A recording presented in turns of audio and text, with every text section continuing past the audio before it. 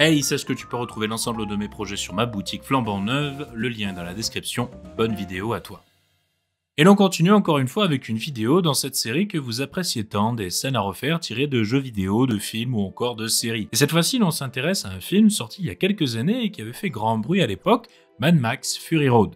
Le film se déroule dans un futur dystopique où l'eau et l'essence sont des denrées rares. L'histoire suit le personnage de Max Rokatansky, un vagabond solitaire hanté par son passé qui est capturé par une bande de guerriers appelés les War Boys. Ces derniers sont sous les ordres du tyrannique Immortan Joe qui règne sur la région avec une poigne de fer. Suite à une évasion haute en couleurs, Max se retrouve alors pris dans une fuite éperdue à travers le désert avec Furiosa, une guerrière rebelle qui a décidé de libérer les femmes de Joe, qui sont des esclaves qui se sont rebellés contre leur oppresseur. Ensemble, ils doivent faire face aux War Boys lancés à leur poursuite dans une course effrénée pour atteindre un refuge légendaire appelé la Terre Promise. Mais leur voyage sera ponctué de violence et d'action menées tambour battant.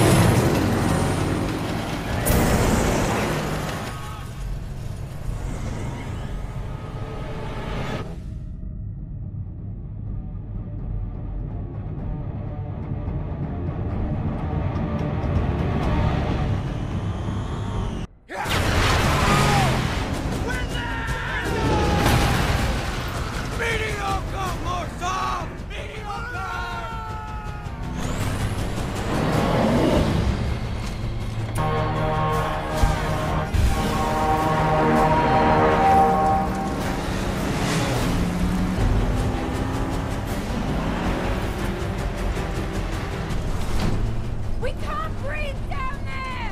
Stay out of sight!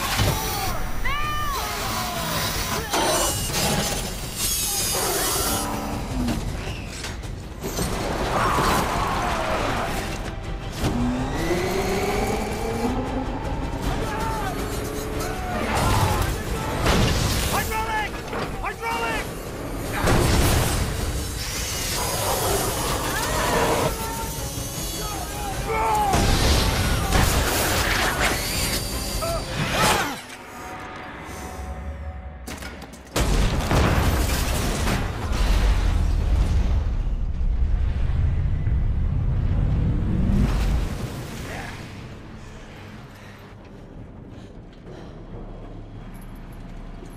Now we bring home the booty!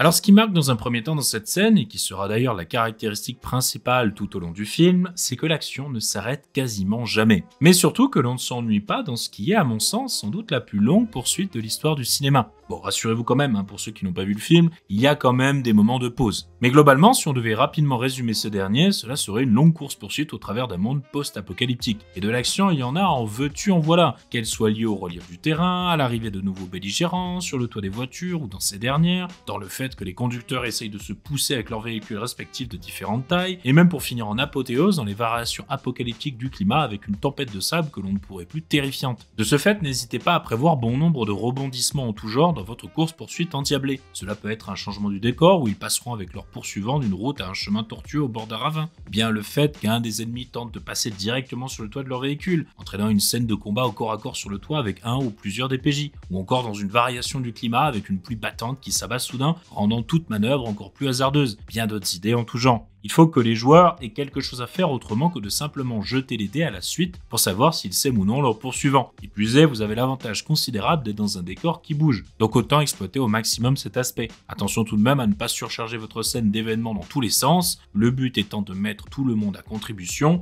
et non pas de noyer vos joueurs sous un flot d'action incessant. Et ça tombe bien, parce que c'est justement le point suivant. Alors de l'action tambour battant, d'accord, mais si c'est pour que certains s'amusent pendant que d'autres sont juste là à attendre que ça se passe, c'est ballot quand même, avouons-le. Comme je vous l'ai dit précédemment, l'action dans la scène est menée à tout plein de niveaux différents, ce qui fait que même les conducteurs, par exemple, ont une tâche à accomplir, autre que celle de conduire. Par exemple, devoir se battre avec un ennemi qui a pénétré cockpit tout en conduisant, ou bien devoir contrebalancer les conséquences d'autres actions menées par d'autres PJ, par exemple sur le toit du véhicule. Pour essayer d'assurer au mieux une bonne répartition de l'action entre vos PJ, je vous conseille de tout d'abord réfléchir en amont à ce que chaque rebondissement ou événement va apporter comme mise à contribution, histoire déjà de voir en avance si cela est assez équilibré. Puis dans un second temps, je vous conseille de penser la scène dans sa globalité via une boucle d'actions et conséquences. Par exemple, si un des personnages se bat sur le toit du véhicule, ils pourront parfois faire pencher ce dernier en fonction de leur position, demandant de ce fait une action au conducteur pour éviter d'être déporté, ce qui pourra basculer les personnages au-dessus, et si un ennemi est dans le cockpit à ce moment-là, la conduite pourra se faire encore plus hasardeuse, entraînant des embardées dangereuses pour les personnages situés au-dessus. Le but étant double à dire vrai, car en faisant ainsi, vous vous assurez que la scène reste vivante et dynamique tout en mettant à contribution autant que possible l'intégralité de vos joueurs dans un semblant de cohésion d'équipe. Et comme pour une fois les effets de l'action des uns et des autres sur le décor du combat sont beaucoup plus présents que dans une arène normale,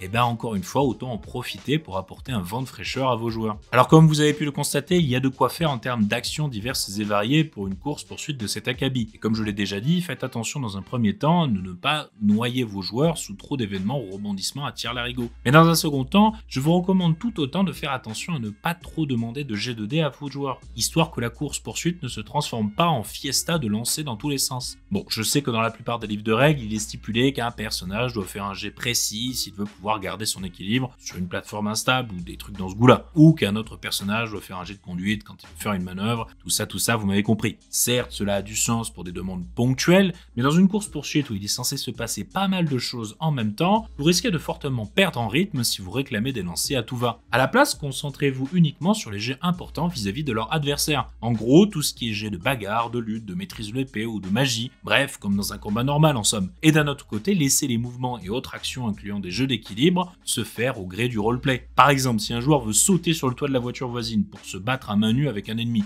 laissez-le faire son saut et demandez-lui juste de jeter son jet d'attaque dans la foulée. Vous en déduirez la plus ou moins grande réussite du saut en même temps que celle de l'attaque portée. Le but étant ici de concaténer au maximum les jets de dés, vous l'aurez compris. Un autre aspect qu'il faut garder à l'esprit, c'est que dans pareille scène, chuter revient inéluctablement à mourir. Alors sans pour autant placer de lourdes plot armor sur vos PJ, il sera beaucoup plus intéressant en termes de gameplay ainsi que de roleplay, qu'au lieu de tomber d'un véhicule lancé à pleine vitesse, le membre du groupe ayant fait un échec critique sur son jet réussisse à se rattraper in extremis avec les jambes qui pendent dans le vide, demandant ainsi l'intervention de son équipe pour le tirer de ce mauvais pas. Avouez que cela sera beaucoup plus palpitant en termes d'action qu'une simple chute mortelle qui fait office de triste et bête point final pour un personnage. Et voilà qui conclut cette vidéo des scènes à refaire pour le film Mad Max Fury Road, qui reste dans le top 3 de mes films préférés à ce jour. Très franchement, si vous n'avez pas vu ce dernier, je vous conseille vivement d'aller y jeter un œil, ne serait-ce que pour la vibe métal qui transpire par toutes les pores de ce film, avec des guitares qui shreddent comme pas possible et de l'action bien énervée comme on l'aime. Et petit conseil à la volée en guise de conclusion, n'hésitez pas à représenter les véhicules avec des éléments que vous pourrez bouger sur la table, comme des éponges ou des petites boîtes, histoire que le dynamisme de la scène se retranscrive un minimum dans le placement tabletop des figurines. Quoi qu'il en soit, comme je le dis tout le temps, l'essentiel en jeu de rôle, c'est de s'amuser, alors faites-vous plaisir, que cela soit en vous inspirant de cette scène ou bien d'une autre, c'est tout ce qui compte, le plaisir et le fun. Et pour ma part, je vous remercie d'avoir regardé cette vidéo, c'était le Scénarurgien, à ciao bonsoir les studios.